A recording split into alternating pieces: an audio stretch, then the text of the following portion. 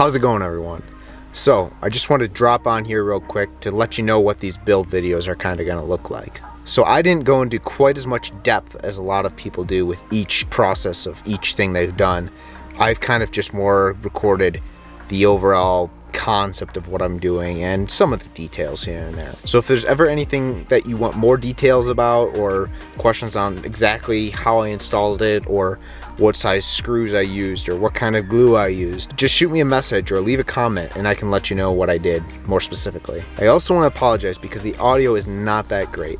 I had just gotten my camera gear and I was learning how to use it, and it's kind of fading in and out there. I know it's not the greatest, so I do apologize for that, but I'll try and edit it in a way that's still usable for you. So without further ado, let's get into the video.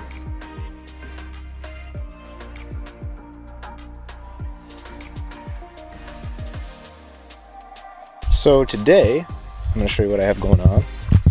I'm working on the flooring in the van. So as you can see here, I've got it insulated at this point. I used this foil insulation, foil back. It's a 1/2 inch thick, and it came in 4x8 sheets.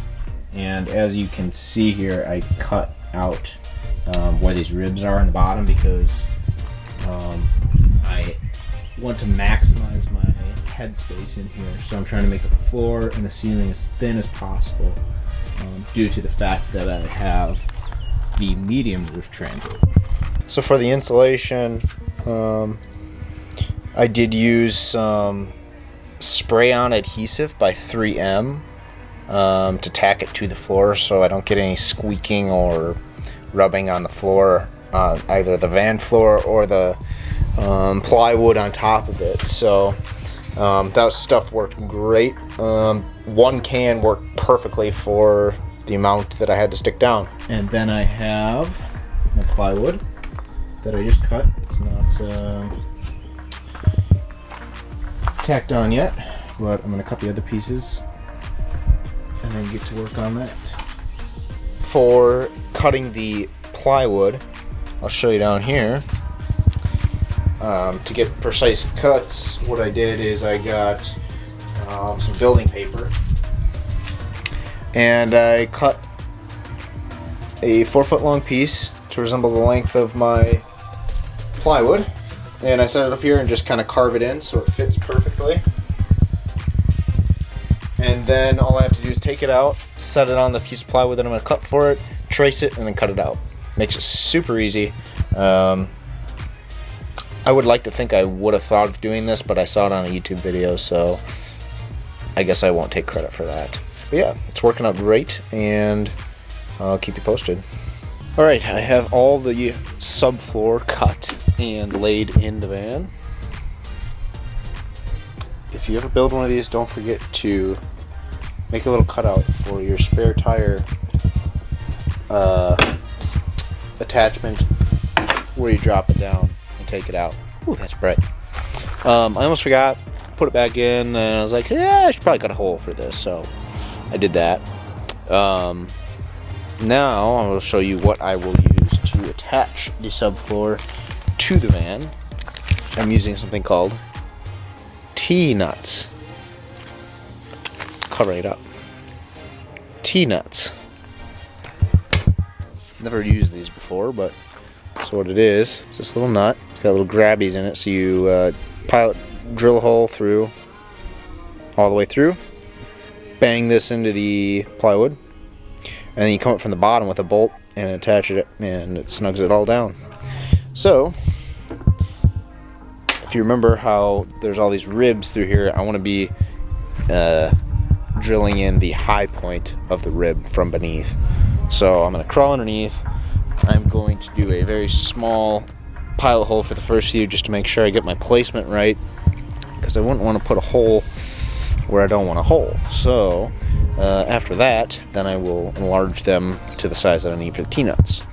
So I will let you know how they turn out. Got the first T-nut in. Went well. As you can see, my bolt is a little too long, but I just couldn't find the right length bolt, so I'll just have to cut them. but that's not a big deal. It won't take that long. So anyways, as you can see, I've drilled a hole here,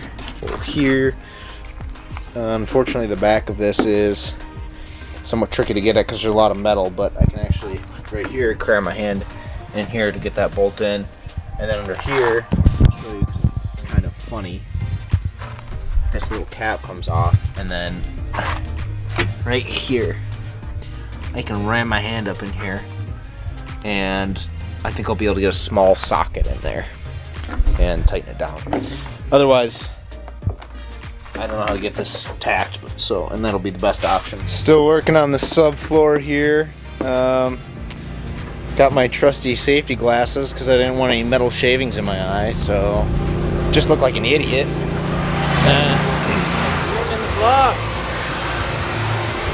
Now I got Chase over here being a monkey trying to climb on top of the van. Gee, I tell you, kids these days. So anyways, works great. I would recommend T-Nuts for this type of job and try them out. There's only like a buck for 4 of them, I think.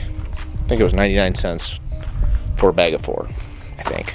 Today, we're starting on the flooring. I say we because my buddy Jordan is here helping me. So as you can see here, I've got the piece laid out. This is tongue and groove laminate. It is 7 inches by 48 inches long. So right now we are working on getting the center line, and we're gonna start laying. This is my buddy Jordan. He's a master cabinet builder. I don't know about that. Grows a great beard. The best. So always appreciate the help.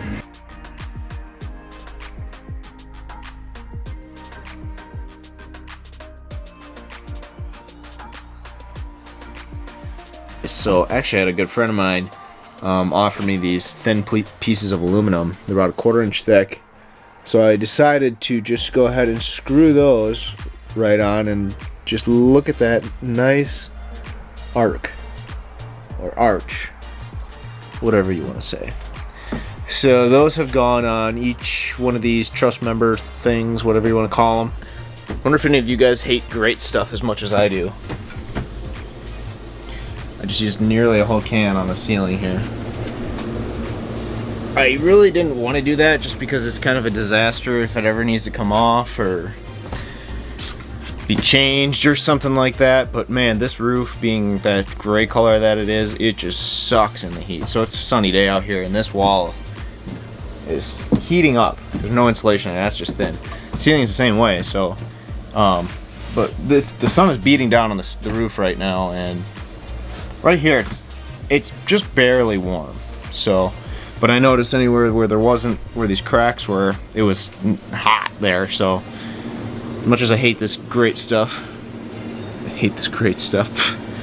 thought I better do it. I think it's gonna help a lot in the ceiling just because that's where the sun beats down all the time. So went for it, and I think that's about my 4th can of great stuff that I've used so far. But I'm trying to only use it in areas where it doesn't ever need to like come out, like right here and all those little holes. That's just like a little hollow cavity. There's literally nothing in there, nothing you can do with it, so I just filled it up on both sides. So today the ceiling is going up. Got a few pieces up so far, so I did just decide to glue it up. So I'm kind of taking my time and only putting about 4 boards up at a time, and putting a lot of pressure, as you can see, with the boards that I have cut here, to just get a real good seal on that. So currently I'm at the board where the lights need to go on the driver's side, so just cut this out. I have to cut one more down there, and then I'll continue putting a few more up. I probably will only make it as far as the fan today, maybe this evening. It takes about 4 hours for that glue that I have to set, so maybe this evening I'll be able to continue over. So check it out, people. Lights are on 1/2. So we got 1, 2, 3, and 4, and then on the opposite side we'll mirror that. So I just finished. Each one of these on the east side has to have a little wire tail, or whatever you want to call it, that runs across to reach the main wire. going down. And these are the connections, and I'll have to add the lights on this side to this connection, but I just wanted to get it connected just to make sure it works. And I don't know, just because I'm gluing these up, and if it turned out not to be working, I'm not positive where the problem was. That would be pretty bad since the boards are glued up. So I'm pretty stoked. It's looking good. I'm gonna keep going with the ceiling now. So I got about half of the ceiling up. Just gonna show you one thing up front that I did. I kind of forgot about it, but it wasn't a big deal to replace it. But so here I have some 2x2s that I just screwed to one of the ribs on the frame. That way I'm going to pinch the ceiling right in there. This butts up right against it, and you see it'll make a nice seam. When I got to here, I remembered I wanted a hammock mount. Totally forgot about it, and tried to figure out how I could do it. So I had some spare aluminum from the roof pieces here that I used.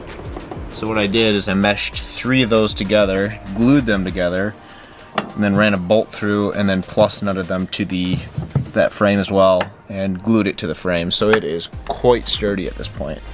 So, and I think it's going to turn out nicely because the siding, or the I keep calling it siding. Gosh, the ceiling will run very smoothly, and I think I can cut a piece to kind of go around it, so it'll look quite smoothly fitted in there.